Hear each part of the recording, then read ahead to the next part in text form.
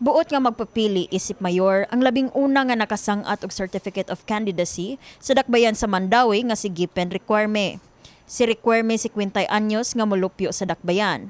Dili kini unang higayon sa pagdagan niya sa maong pwesto. Pormal niya nga nasangat ang COC sa buhatan sa Comelec Miyerkules sa hapon, Oktubre 2. Ning Huwebes sa ikatulong adlaw sa filing tibuok nasod, wala na'y nadugang pangamiduso sa ilang COC sa habig sa Mandaue.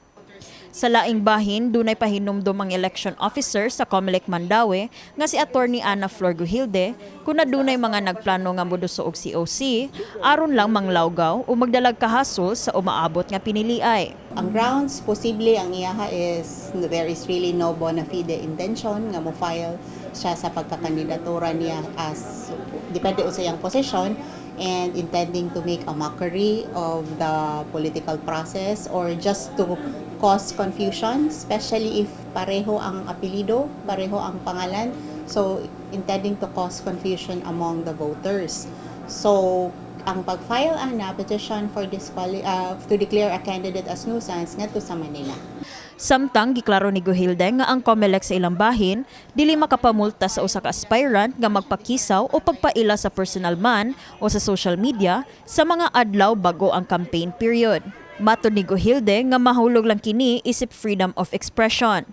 Ang Comelec doon na lamay ngipon sa pagpahugot sa campaign guidelines sa pagsugod na sa campaign period nga gitakda sa Marso 28 hangtod Mayo 10 alang sa local candidates.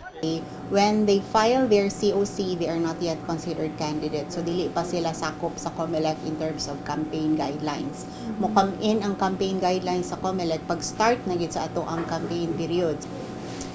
That's actually for them, no, to decide and to discern whether what they are doing is campaigning or not. But Comelec has no jurisdiction over that. So maybe it's a matter of propriety na lang. Kini si Elaiza Penaranda, alang sa My TV, Cebu.